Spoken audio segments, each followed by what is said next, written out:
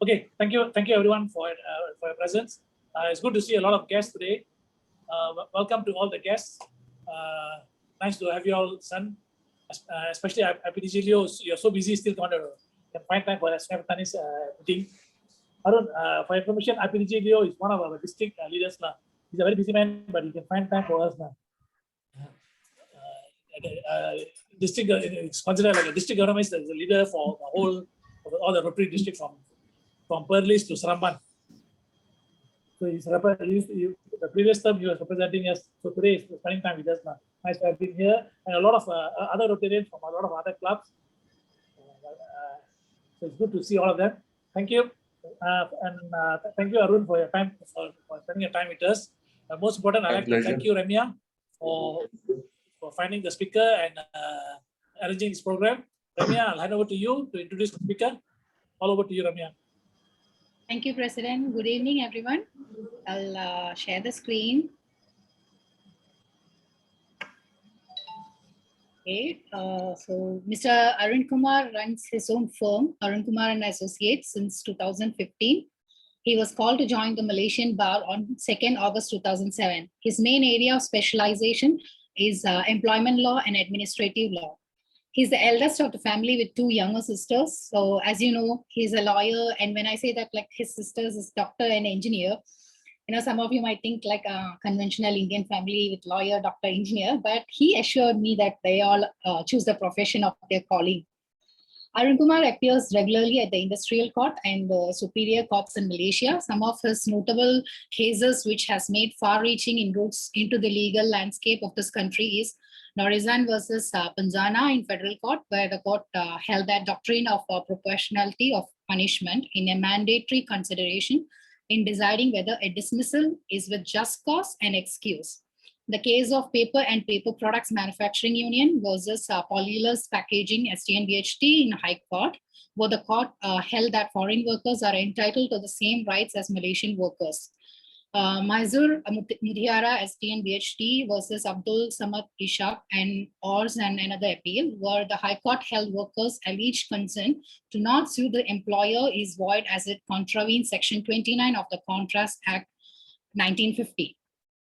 Arun Kumar worked for UNHCR in respect of their outreach program to educate the migrant workers of their rights. He also do work for Persatuan Sahabat Wanita, an NGO which fights for women's rights. Apart from legal work, he plays football actively, and he represents Malaysian bar in their yearly bar and bench games against Singapore. And he's kind of really sad that games did not take place last year and most probably this year. So I welcome Arun Kumar to give his speech. Over to Arun. Thank you, Ramya, and good evening to everyone. From the faces I see most of you all, like, as if already retired. So probably this topic is probably the wrong topic to be addressing you all. Anyway, what I want to speak about, I know the topic is on basic employee rights, but if I just speak about employment rights in abstract without relating it to what's happening in the current pandemic, I think it will not be fun. So I think I'll take it by looking at the current norm is majority of people are working from home, right? Majority of people are working from home. For those who are working, or for those who are retired, you can rest at home. You can do whatever activities you want to do. But for those who are working from home, I think the question which you need to ask is, what are the rights you have when you work from home?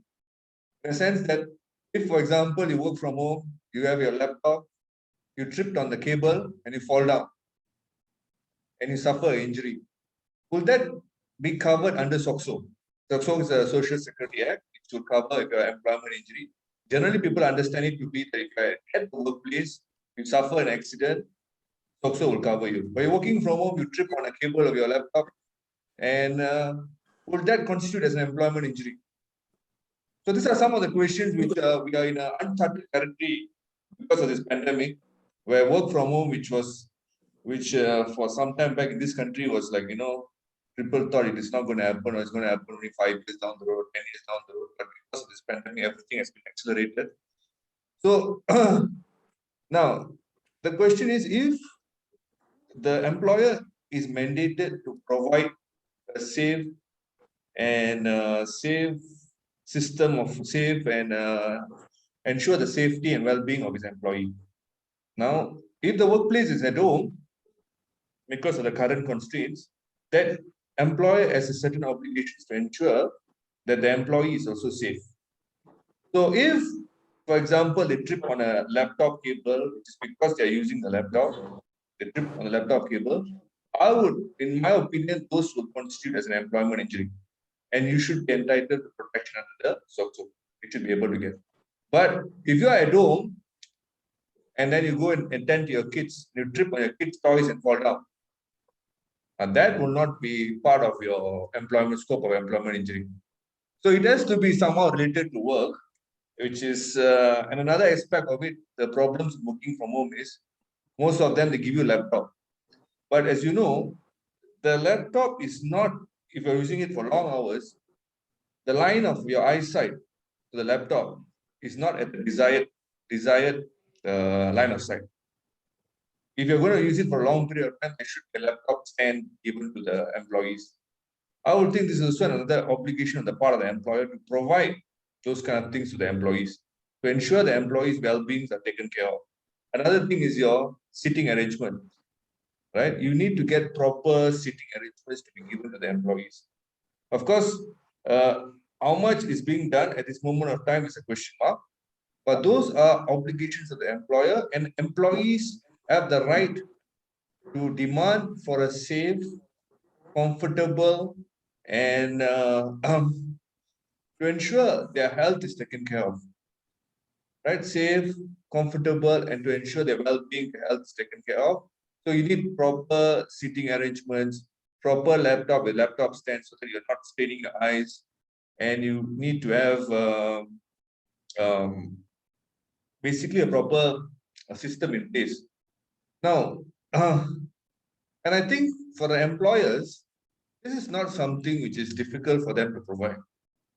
Because over the long run, if you are asking the employees to work from home, the employers are also making a lot of cost savings. Because if you ask the employees to come to the office and work, their cost in terms of electricity, air condition, their cost in terms of the internet. Now the employee absorbs everything. It's their electricity, their air conditioning, their internet usage. So to me, the employer really can't complain in spending money to ensure the employers get a comfortable place of work at home. We don't know how long this pandemic will last, but looking at it, working from home would probably be the norm even after we recover from this COVID pandemic. And I hope most of y'all, I see most of y'all that have taken vaccination. I hope you all have taken vaccination. Okay. So that's one thing which I want to talk about in terms of employee rights in this particular period of time is working from home. What are your rights when you work from home?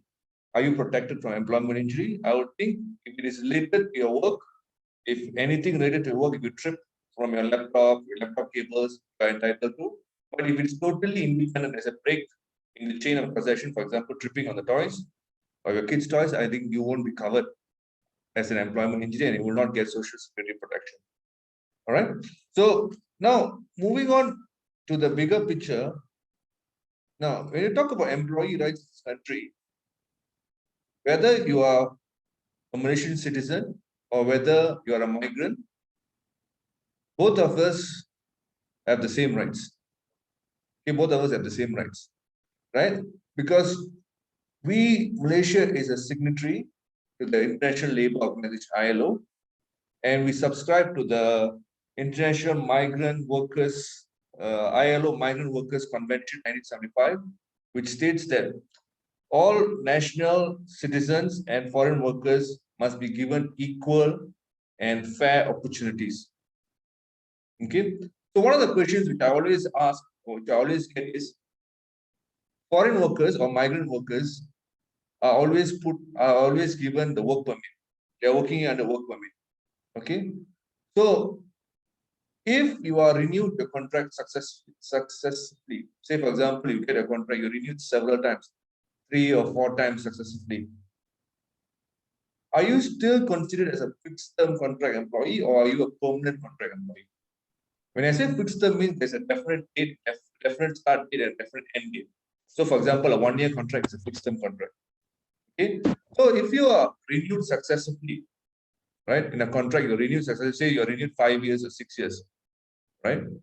There is an argument which states that if you are renewed successively a fixed term contract without a break, you are actually a permanent employee.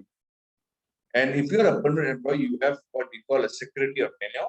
You cannot be dismissed at the whims and fancies of the employer. There must be just cause or excuse to dismiss a permanent employee. But if you're a fixed term contract employee, at the expiration of the end of the fixed term, your contract comes to an end. Now, in a recent case, in 2020, the federal court held whether you're a foreigner or whether you're a local employee, that doesn't matter. If you're put on a fixed term contract and you're renewed successively, the fact that you're a foreigner with a work permit does not obscure from the fact that if your contract is being renewed successfully, you could be construed as a permanent employee. So previously, this is a 2020 decision of the federal court. Previously, there was a lot of opinion to say that foreign workers put under fixed term contracts are generally fixed term employees because they are tied to their work permit. So their work permit is 2 years, their fixed term employment is 2 years. Of course, some of them will continue to be renewed, but the understanding is you are a fixed term employee, you are not a permanent employee. But the court has now recognized that this is not correct. Whether you're a foreigner or whether you are a local, as long as you're given a job where you are needed, you are essential to the organization, the fact that you're under work permit does not mean that you're under fixed term employment. So this in essence means employment rights in this country for foreigners or for locals are exactly the same. Whatever a Malaysian citizen gets, a foreign citizen will get. The substantive law is the same, right? It's the same. Of course, we all think, the misconception we all think is, especially when you talk about the foreign workers who are doing or are working in the manufacturing industries, the low end, the foreign workers who are at the low end, right?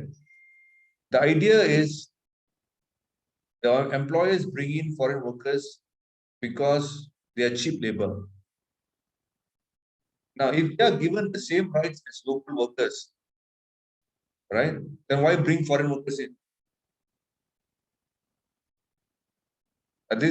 Unless these are jobs which Malaysians are not doing, which is true because a lot of jobs which is being done in manufacturing sectors, Malaysians do not want to do because they are probably dangerous, they're dirty, and so on.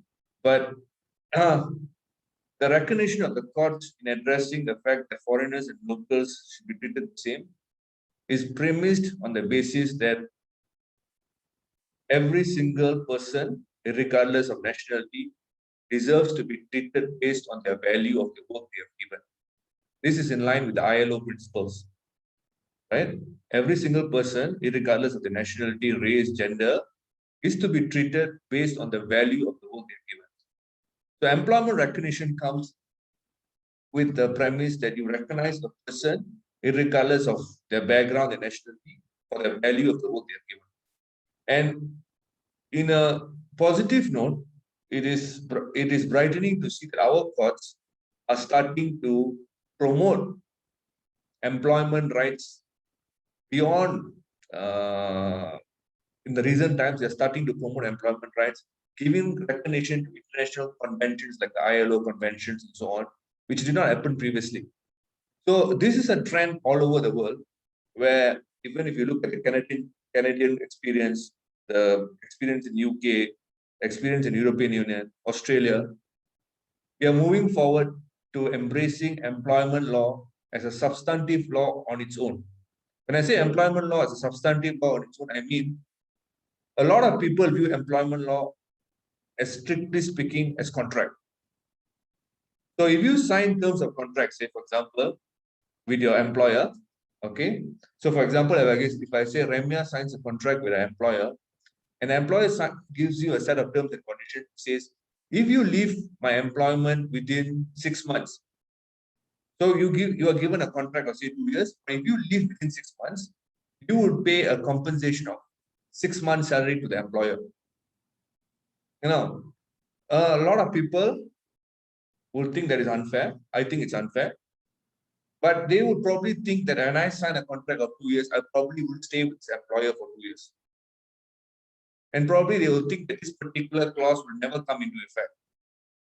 So the clause is, if you leave before 6 months, it's a 2-year contract, you must serve, you can only resign after 6 months. If you tender your resignation before 6 months, you have to pay the employer a penalty of 6 months of your salary. And assuming a salary is $10,000, $60,000 as a penalty is a lot of money. Now, a lot of employees will think you will never come into that situation because that is if you resign before 6 months. I'm here looking at it, I'm going to work here at least 2 years. So they go with the hope that, never mind, this clause is there, but I think this clause will not be, I will not come and I will not face the situation in this clause. So I go ahead and sign the contract. Upon signing the contract, just like, people enter into employment relationship thinking, we're going to see the best employer. Often they're not, it doesn't turn out that way. After several months, you realize the employer is same like every other employer out there. Just like marriage, you think when you marry your wife, you think you're going to live with your wife till death do us apart. Unfortunately, for some, it does not turn out that way. But similarly, so when you get into this employment contract, then you find that your boss is such a nightmare.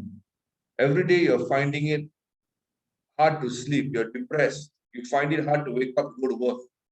Even every day seems to be too long. So even 1 month seems to be very long period. Your mental health is getting affected. You want to get out of the employment, but then you see the clause of 6 months penalty clause, and you're frightened about the fact that you pay $60,000 and you've just got this job.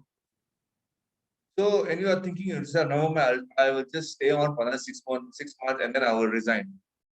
Another 5 more months to go, right? You probably would get depressed to the core, staying on. So in that kind of situations, you seek advice from people. People may tell you, oh, you signed that contract, you're bound by the contract. That's what any person will tell you. Or probably, if you go and see a lawyer who doesn't understand employment law, he probably will tell you the same thing as well. This is a contract, you sign the contract, you're bound by the contract. But hang on, hold on a second here. Right? What is this clause actually? This clause is actually a kind of modern day slavery. It's forced labor. Any individual, when enters into an employment relationship, has got a right to tender his resignation. Employment cannot be forced upon. It's something which has to be both ways. So, insisting someone to work 6 months or you have to pay a penalty is akin to a modern day slavery or is a forced labor. And slavery is against the federal constitution of Malaysia, is against every constitution in the world.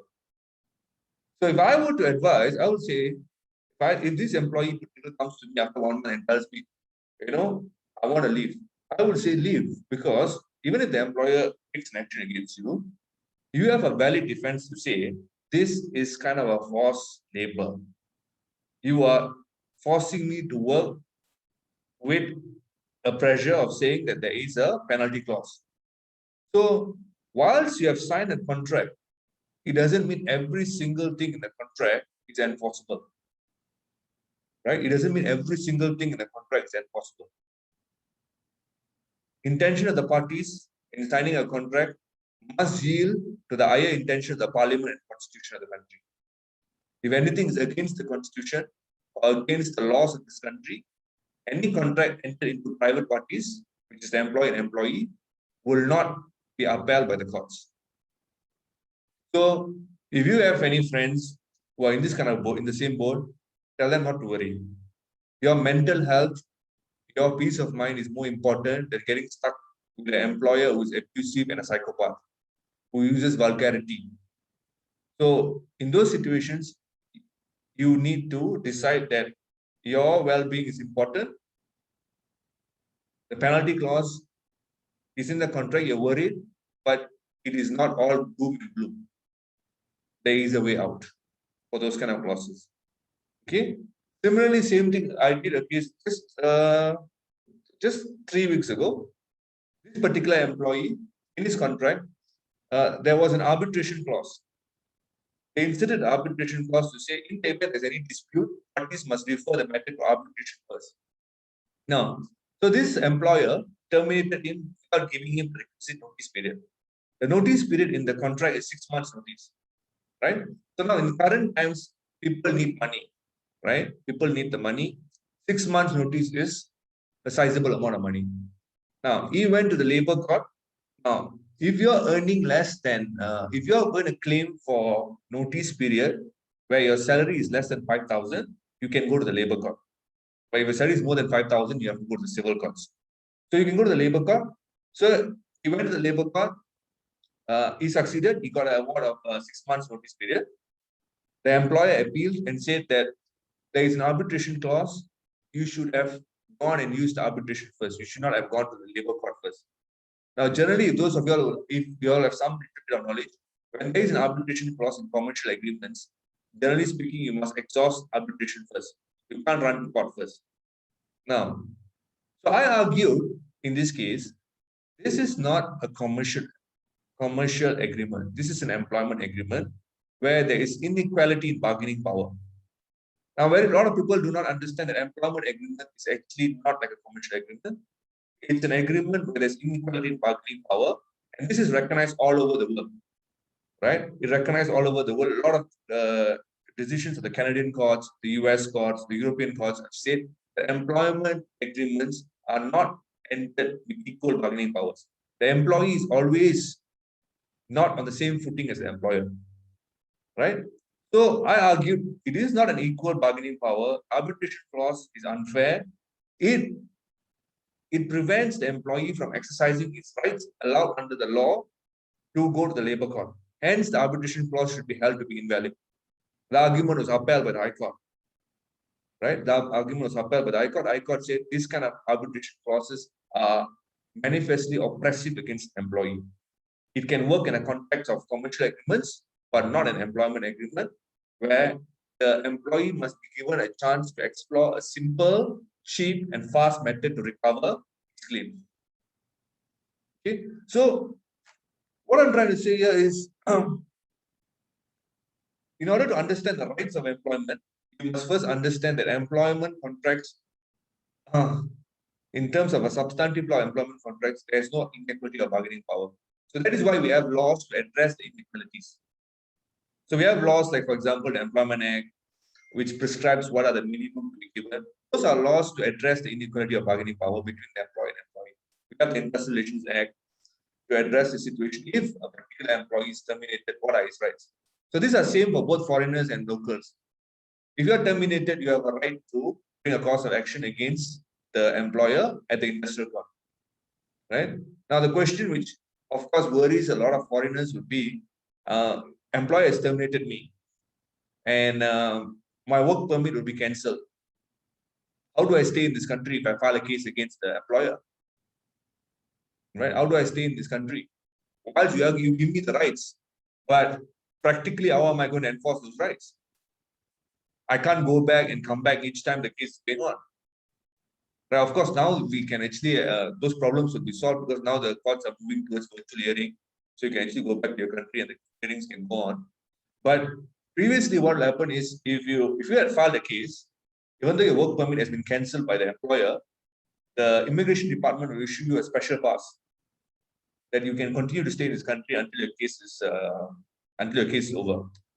So the moment you file a case, the immigration department will issue a special pass for you to stay in this country. Of course, the issue of your cost, how are you going to sustain, is another issue altogether.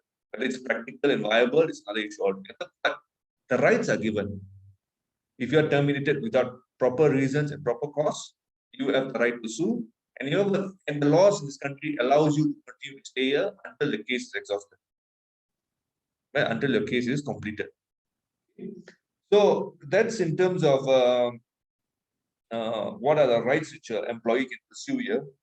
And The other thing I want to talk about, because of this current pandemic, I think a lot of y'all, you may have read, a lot of people, a lot of companies are going for VSS or MSS.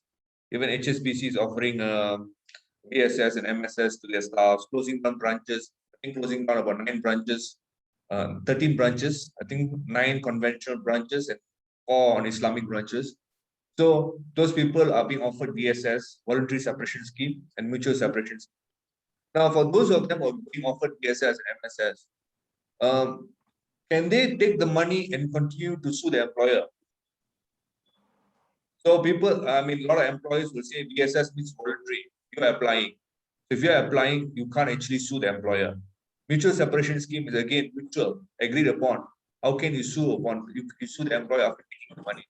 Now, one thing you got to understand about VSS and MSS is, most often than not, they're not truly voluntary and not truly mutual. Because if you're talking about voluntary, means you have a choice, right? The choice to decide whether you want to apply. In most often in these situations, the employees really do not have a choice, because if they ask the bank, if I don't apply to this, what would happen to me? Well, we're going to close down the branch, so you will be terminated and you will get lesser termination benefits. If you take the VSS, you get higher package. If you take MSS, you get higher package. We pay you extra. If you don't, the branch is closing down. We'll pay you the minimum termination benefits according to your CA or under the Employment Act if you fall under the Employment Act. So in effect, the employees here don't really have a choice. The only choice is, we don't think they're going to be terminated with lesser package. We might as well take this and get better compensation. So I mean, it would be probably the most prudent thing to do.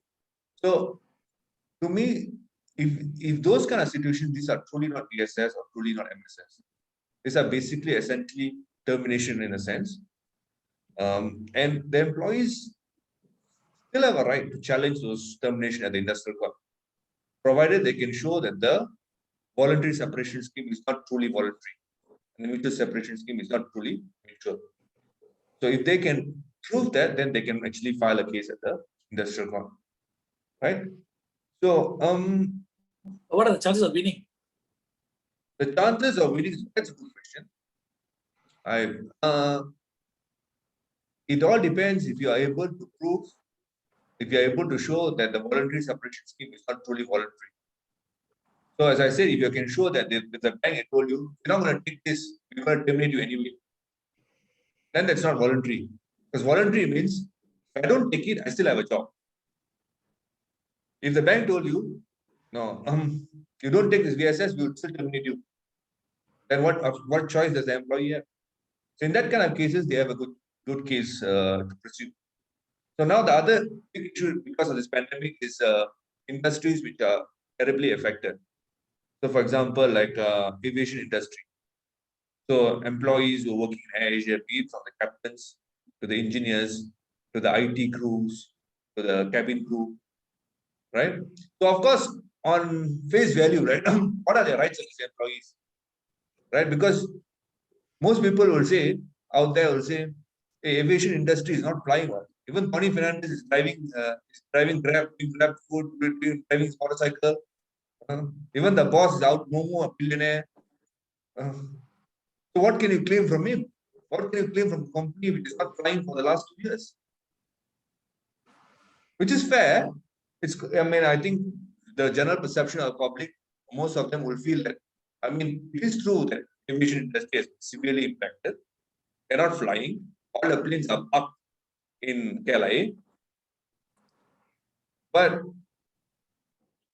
they're not retrenching everyone because they intend to fly back once the pandemic is over. They're selecting certain people to be retrenched. The issue is whether the selection is fair. Now, the problem Air Asia is that they are selecting based on who to be retrenched is based on their record. Who takes more MCs, whose performance was not good. They're not selecting retrenchment based on the traditional concept of last in, first out. Now, generally speaking, the last in, first out is the least controversial because it goes by your seniority. If you're senior, you stay. Junior goes out. They recognize your loyalty. But Air Asia is going on the basis who's got more MCs, who's got performance issues. Now, when you start touching this kind of areas, it becomes a bit more complicated. Because when you talk about performance, if I am able to show there's another guy who jeopardized the flight safety, but you have kept him, and I have made some issues and you have retrenched me, then that then becomes a huge issue for Asia to justify. There's an engineer who would probably get a big mistake that the flight has to turn back. You keep him. Another engineer probably didn't do much mistake and you retrench him. So how do you justify? So when you go and make this kind of criteria, this way you probably get yourself into trouble here. Right? Get yourself into trouble. If you just stick to the basic LIFO principle, I think no one can question. The chances of anyone winning is next to nil, if you ask me. But the moment you depart from traditional principles and you think you're smart enough to come out with other principles, then you are, if I'm able to show others far worse are still in employment, then you have a problem.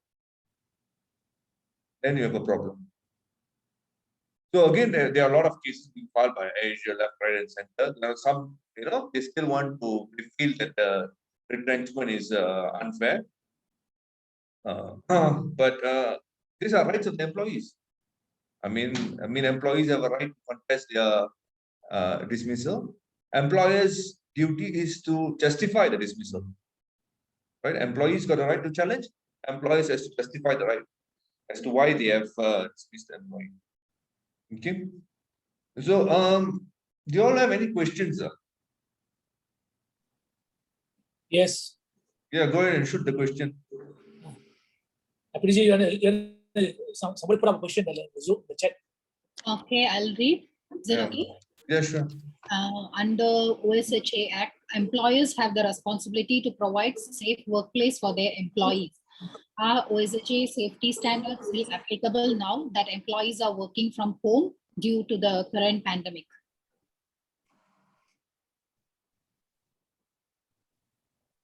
It's a very good question. Who asked this? Employers are responsible to provide safe workplace for the employees.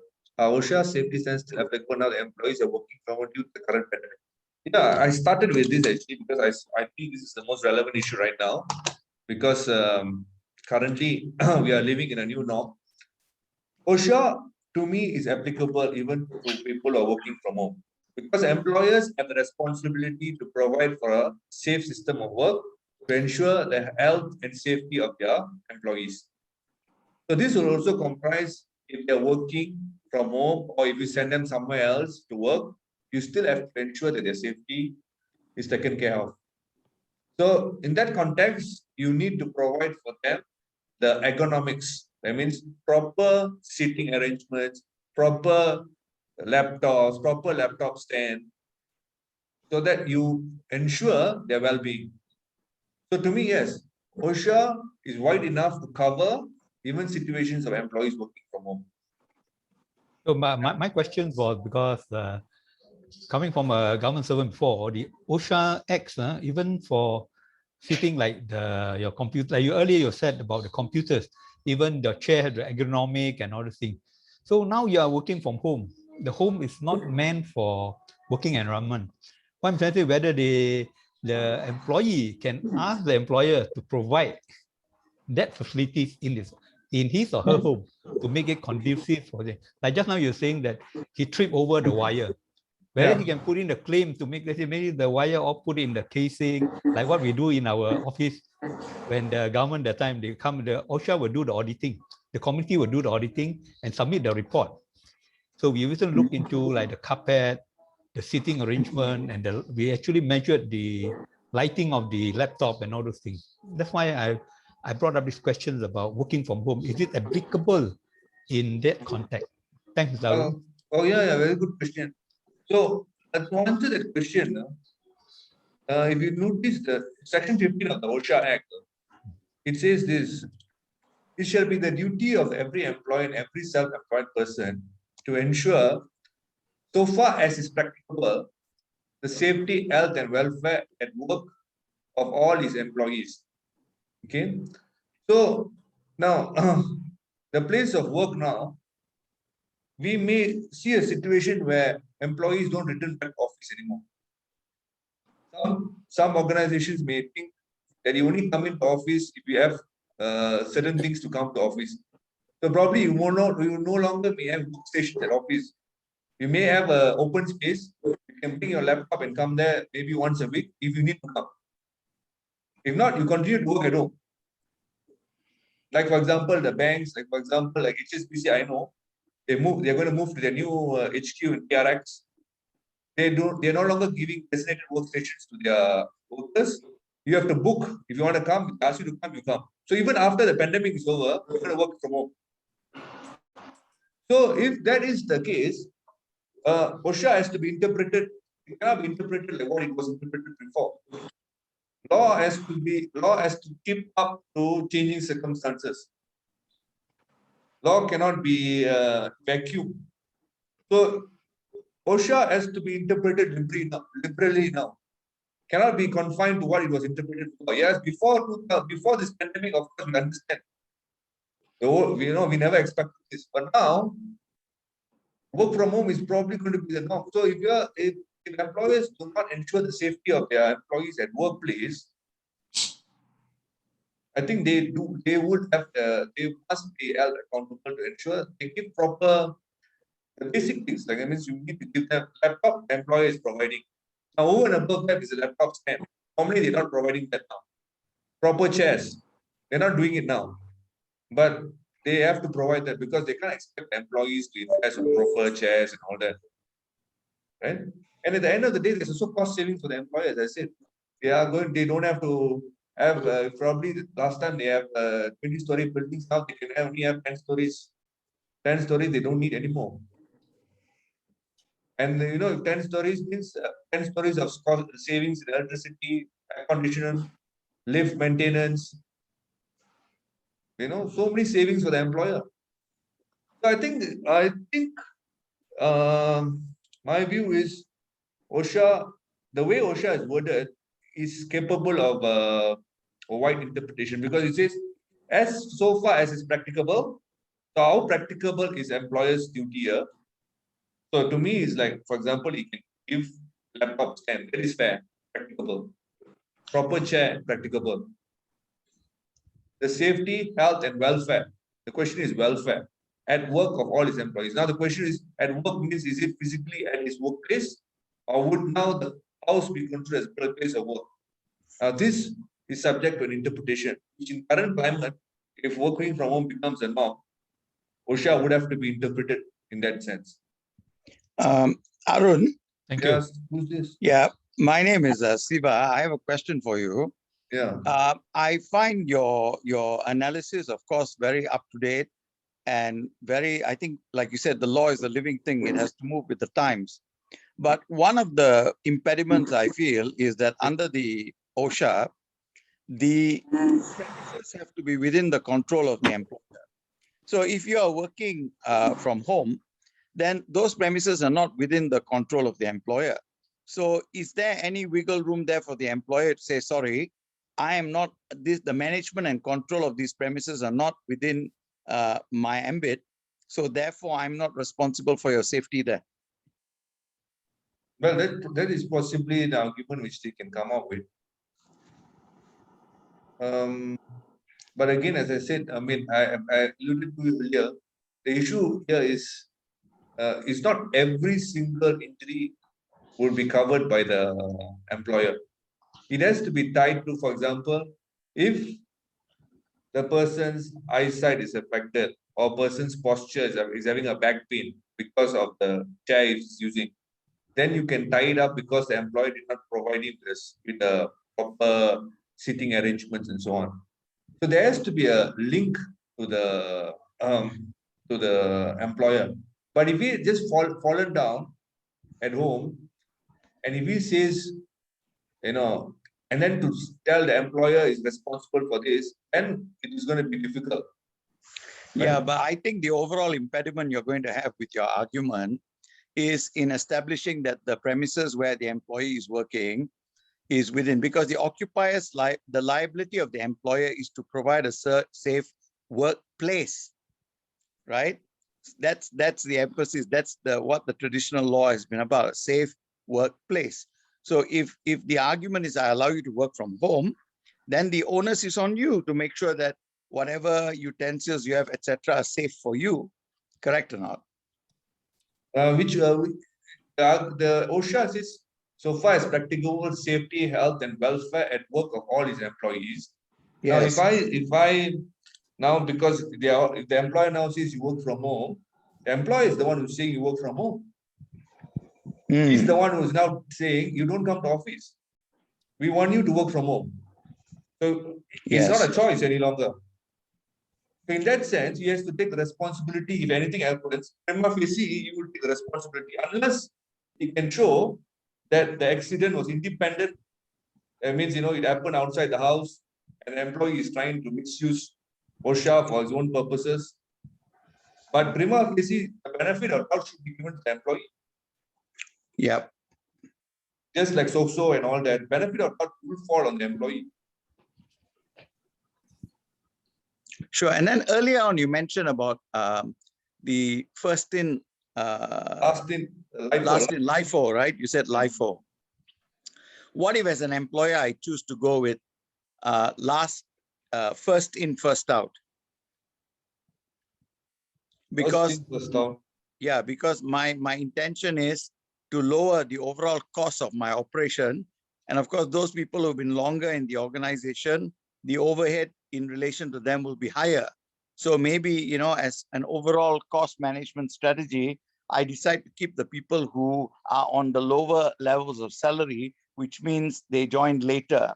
So therefore, I retrench under VSS all the senior staff.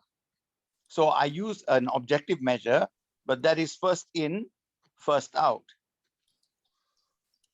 I think the last in, first out principle arises from the recognition of security of tenure for those who are long in service. So long in service, you appreciate their security of tenure, and so you retain them. But I mean, if you are clever enough to do it such a way, you retrench all those.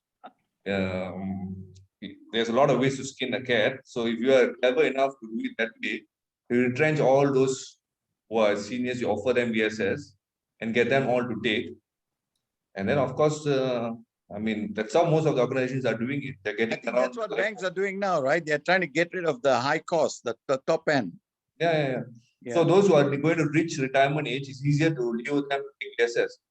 Yes. Because they have only a few more years left to retire. So they will think if I retire, I will not get anything.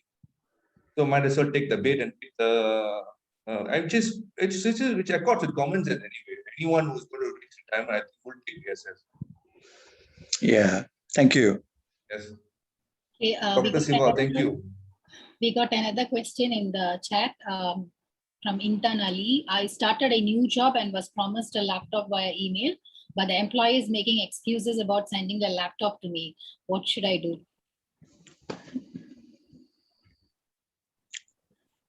The employer is not, so the employer is asking you to use your own laptop to do work. Is that what's happening? Can you please clarify? Intan, you to answer that? Yeah. Yes. Intan responded yes. Yeah. Well, you should say that, your laptop is not working. And I asked the employer to provide the laptop. No, you can't do your work. I mean, this is too much. Can't even give laptops. Too much. Yeah. You should not be very nice. Mr. Arun, you seem to know a lot about HSBC. Are you involved with them in any way? Huh? You seem to know a lot about HSBC. I'm involved in many of the unions, not only the bank union. I'm involved in hotel union, bus union, non-metallic union, metal union, paper union. Yeah, So he's asking you that question because he's HSBC. Okay. Okay, I got a question. See, I'm already retired. I'm rehired back on 6 months contract. With HSBC. Yeah, I'm Okay. curious why 6 months? Is it more than 6 months? They must give me more benefits. Every 6 months they renew my contract, or every 3 months they renew. But after your retirement, Yes. yeah, probably 6 months is probably, if they don't want you, it's easier. Don't have to wait so long. Is there something? Can't they do it 1 year or something? Or Generally they do it for 1 year, but probably 6 months is probably they find it easy. If they don't want to renew 6 months, not too long a period to wait. Okay. Yeah, I'm involved in HSBC. Actually, I'm drafting most of the letters. Yeah. In fact, tomorrow we have a meeting as well on that. Even now also there, HSBC file in front of me. Actually, I came to office to do this particular work because it's moving very fast, a lot of issues. Yeah. Okay. Anybody else? Any questions? There's a big thing there. Let me read it. That's from M. Gopal. There's a case where a group of employees are being requested to transfer from Muar, Johor to Klang, Selangor. Company is citing transfer clause in the letter of appointment, but the transfer is detrimental to terms and conditions and economic loss and wages because they are being requested to transfer without any additional allowances. Even though the transfer is prerogative of employer, can they refuse to be transferred and file for constructive dismissal if the company insists them?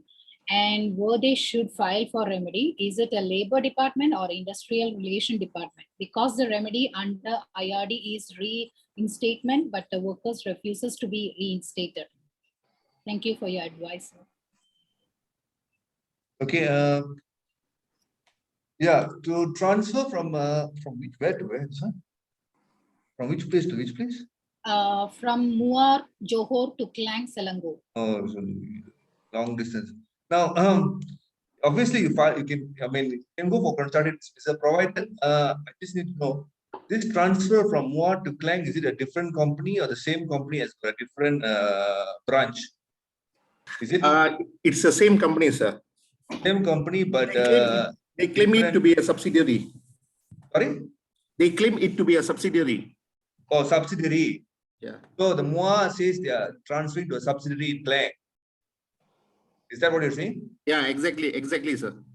Okay. So now, in terms of, generally speaking, employer has got a right to transfer within his organization. Now, organization in terms, that means there must be a group of unity enterprise. That means the subsidiaries must have common finance, common management, common board of directors. Then there is a prerogative to transfer. But if there is no common management, common finance, and all that, they are run as if separate entity, then does not come under as part of an organization. Therefore, a transfer to a subsidiary which is not part of an organization is a breach of the contract. You can claim for constructive dismissal or filing a claim at the industrial court. If those who are under the Employment Act, they can refuse to go, even if it is within the organization, provided there is no term in the letter of employment saying there's a transfer clause. Yeah, okay, thank you, sir. But in this case, these workers are being requested to transfer. Whether the reinstatement under the IR code is a reinstatement, isn't it? Is it a viable advice to them? No, that is a technical issue because under the section 20, you must claim for reinstatement. But the court has got discretion whether to award you reinstatement or whether to award you compensation leave or reinstatement. So generally, 90% of the cases, the court awards you back wages and compensation leave or reinstatement. They never actually reinstate you back to the position. So the fact is, if the transfer from the MOA, you're going to file a claim against the company which is going to transfer you the company A MOA. That company is not closing down, isn't it? No, they are not closing down. Yeah, then the reinstatement is still legally possible. Yeah, if they are closing down, then it's not possible, is it? Even if they're closing down, so it's still possible because unless they're wound up, then you have to join the parent company or directors to ensure the award is enforceable. By this moment, I don't see that it's an issue here. Okay, thank you, sir. Thank you. All right. Okay, another question from Arun. With the current full lockdown, certain business like colleges and vocational training centers are unable to operate. The management is planning to either force the staff to take a pay cut or to take unpaid leave for a month? Is there any remedy for employees, especially those who are already earning minimum wage? I mean, as far as the law is concerned, if you are uh, if there's a contract of employment, unless the employee agrees to be put under furlough or unpaid leave for a duration of period, unpaid leave or furlough, the management has to pay the full salary to the employees. Okay, but if you're already earning minimum wage, which is I think 1,000 to 1,100, I think it's not fair to be asking them to take a pay cut, because this minimum wage barely can sustain a cost of living here.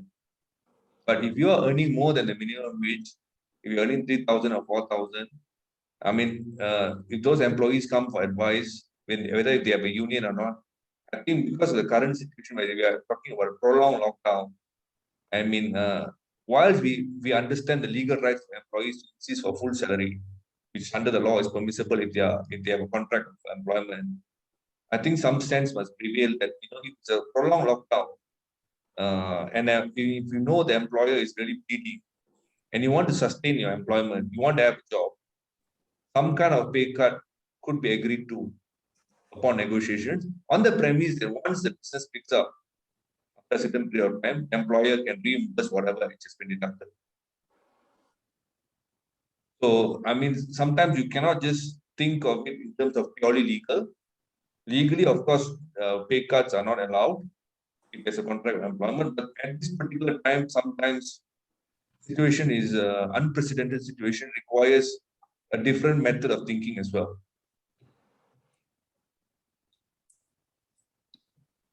We don't want to kill the goose which is laying eggs for you.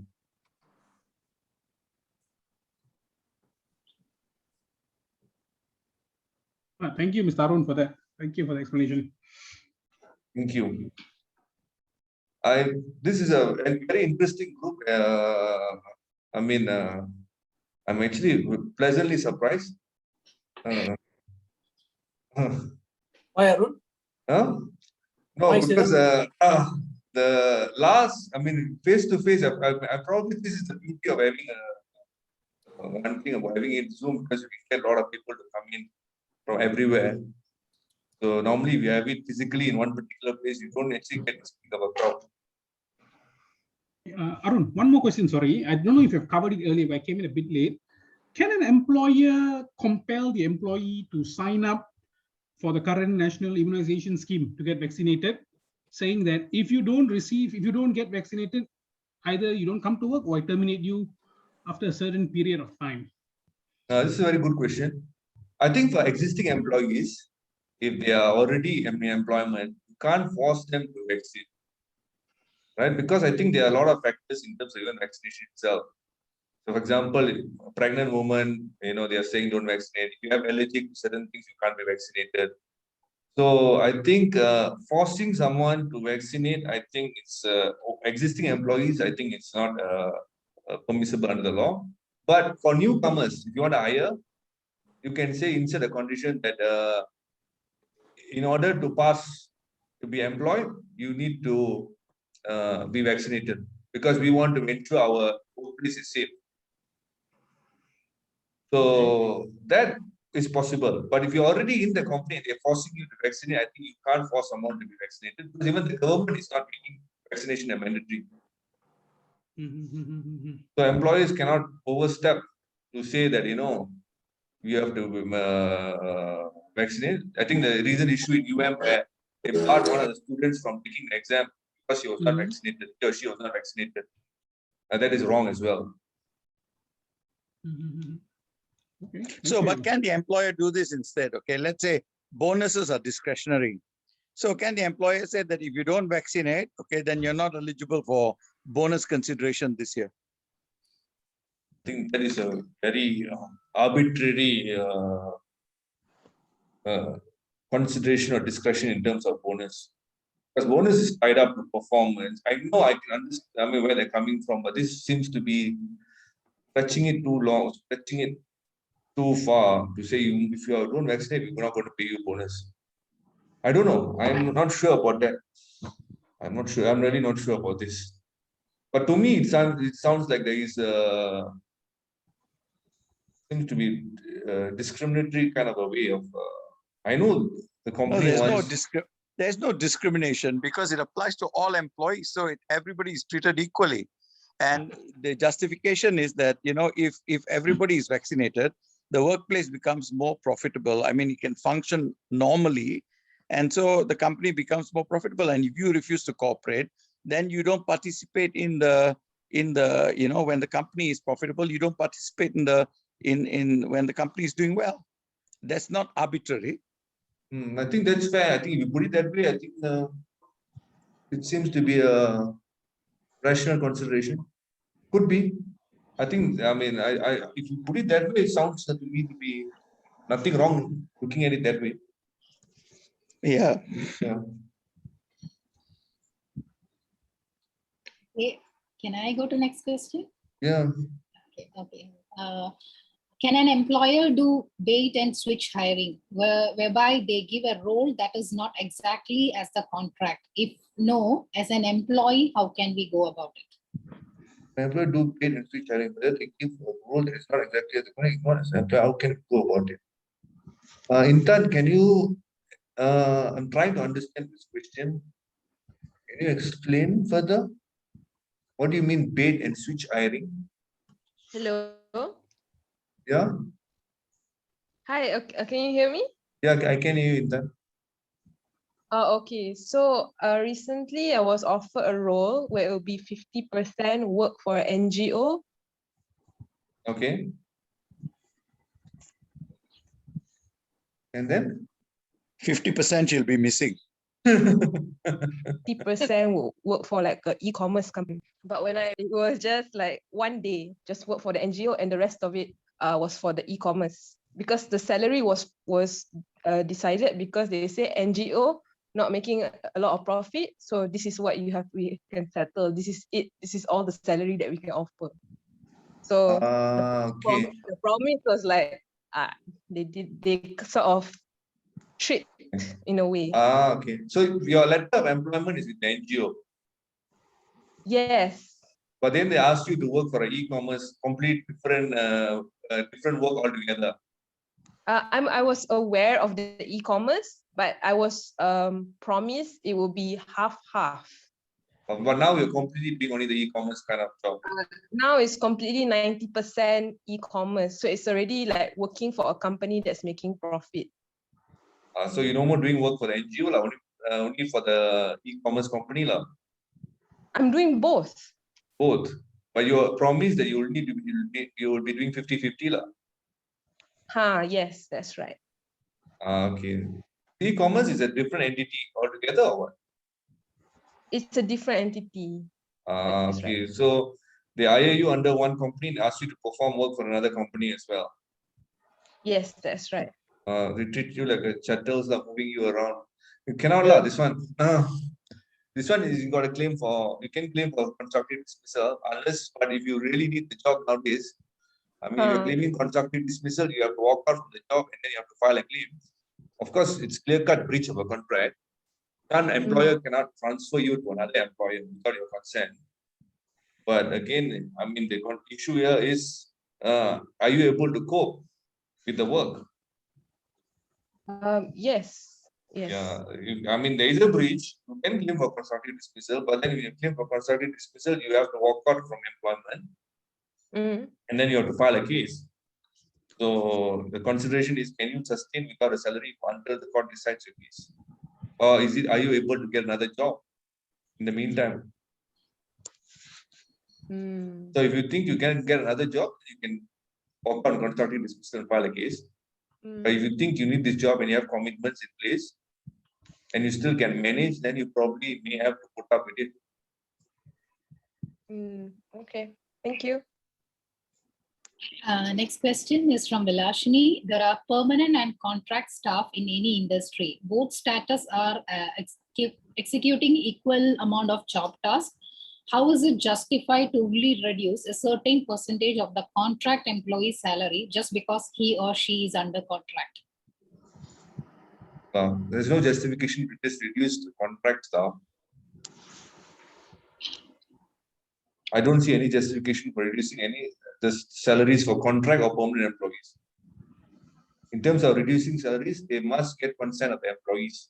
It cannot be done unilaterally. So it's wrong to have just reduced the salary of a contract employee unless it is done by way of consent between the employer and the employee. Either permanent or contract doesn't matter here. The salary is a fundamental term.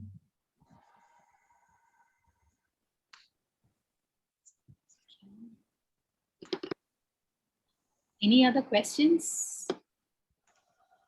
Thank you, Vilashini.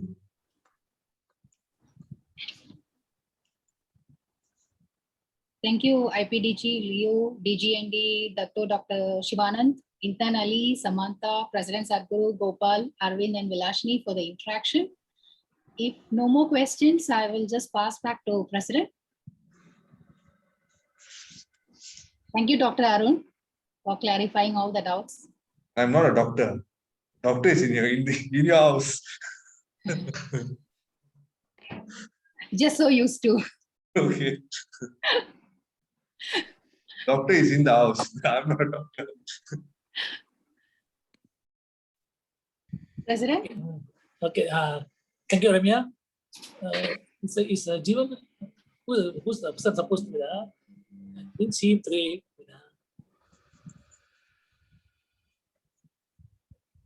Who is that? Or the person supposed to thank the speaker. Oh, no, I'll thank the speaker. Oh, yeah. Okay. The person nominated is not here. Okay, Bernard, can you go, please, Bernard? Thank our speaker. Yeah, we want to thank Mr. Arun. Thank you very much for coming and joining us and giving your this thing presentation. It's something that we have. We are so blind about employee rights, and you have enlightened us not only on basic, but actually I think it's advanced employee rights, not just basic. And thank you for answering all the questions that have been forwarded, and thank you to all the participants for participating.